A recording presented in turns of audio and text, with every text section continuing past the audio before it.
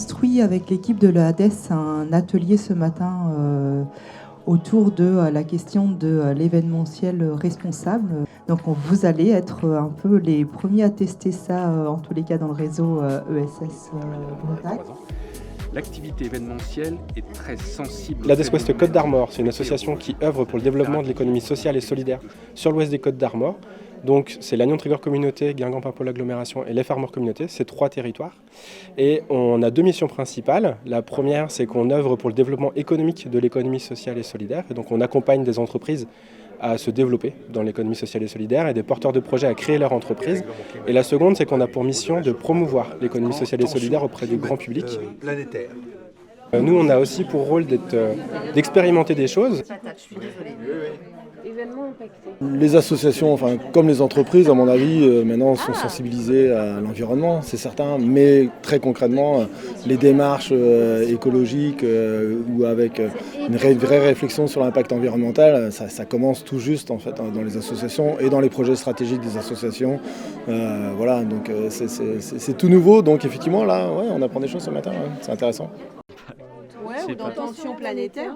Il y a beaucoup de sujets qui ont été évoqués ce matin dont ils n'avaient même pas conscience auparavant.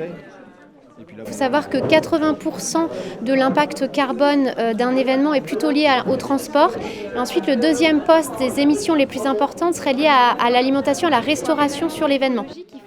L'objectif de l'agence Label Éthique, c'est à la fois de sensibiliser, d'éclairer, d'inspirer en fait les organisateurs d'événements pour qu'ils aillent vers des pratiques plus vertueuses. L'économie sociale et solidaire va être un aiguillon pour réfléchir, un aiguillon parmi d'autres, mais pour infléchir ces trajectoires en termes d'émissions de gaz à effet de serre, en termes de protection de la biodiversité, mais aussi en termes de prise en compte de l'humain, davantage peut-être que dans l'économie classique. Les citoyens qui avaient fait des efforts et des entreprises. C'est hyper important de prendre le temps de partager nos pratiques, d'y réfléchir ensemble.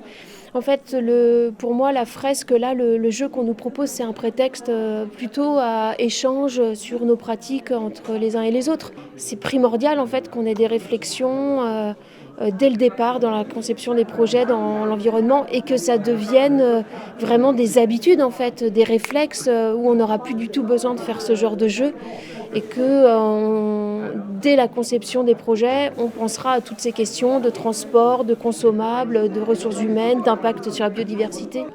L'addition de nos petites pratiques et des petits impacts que ça peut apporter qui font qu'à l'échelle mondiale, on va pouvoir faire évoluer les choses et c'est surtout donner l'exemple, voilà, être exemplaire dans nos pratiques.